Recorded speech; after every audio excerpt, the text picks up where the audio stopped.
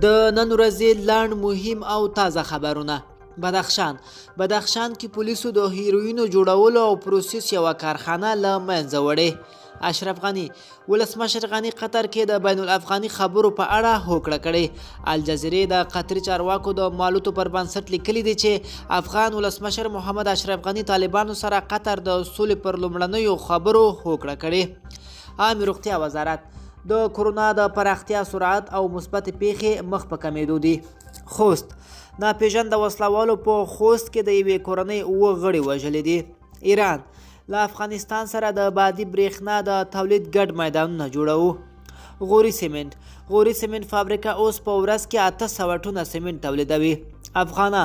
افغانانو واشنګټن او لندن کې هم د ایران ضد لاریونونه کړي دي. رویټرز بین الافغاني مذاکرات به ډیر ژر په دوحه کې پیل شي. درې اړخیزه ناسته نن شپه د امریکا، روسیې او افغانستان ترمنځ درې اړخیزه ناسته کیږي چې د تاوتریخوالي پر کموالي، د بندیانو خلاصون، بین الافغاني مذاکراتو دایمي اوربند او سیمهییز او نړیوال اجماع رامنځته کولو به بحث وشي. قطر وایي افغانستان خپلواک هیواد دی او هیڅوک حق نه لري چې په کورنیو چارو کې لاسوهنه وکړي، ځکه دغه چاره له نړیوالو قوانینو او اصولو سره په ټکر کې ده. نبیل د افغانستان د څارګرې ادارې پخوانی مشر رحمت الله نبیل د طالبانو له لوري د جعلي ویډیویي خپرولو غبرګون کې خبرداری ورکړی دی چې ډیر ژر به د دې جعلي ویډیویي پلانونکي او جوړونکي افغانانو ته افشا کړي. افغان سوداګر وایي اوس افغانستان کې د میوو موسم دی او که پاکستان ورته لار خلاصه نه کړي نو 80% کرنه زیانمنېږي. د ننګرهار ولایت تورخم ښاروالۍ یو مدیر ځان وژنه کړې ده. نن شاوخوا 10:30 بجې په جلال آباد ښار د تورخم ښاروالۍ د سرسبزي مدیر چې حشمت نومېده کور کې ځان وژنه کړې.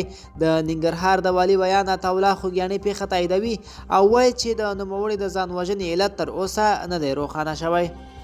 لوی څارنوالي د اصلاحاتو او فرهنګ نومان وزیر ته پلټنې کوي. د افغانستان لوی څارنوالي وایي د اصلاحاتو او فرهنګ وزارت ته نومان وزیر او د بامیانو پخوانی والي طاهر ظاهر نه د فساد په تړاو د یوې قضیې په لړ کې څېړنې پیل کړي دي. ملګرو دا زموږ تازه خبرونه. د لا ښکلو ویډیوګانو لپاره زموږ چینل سبسکرایب کړئ.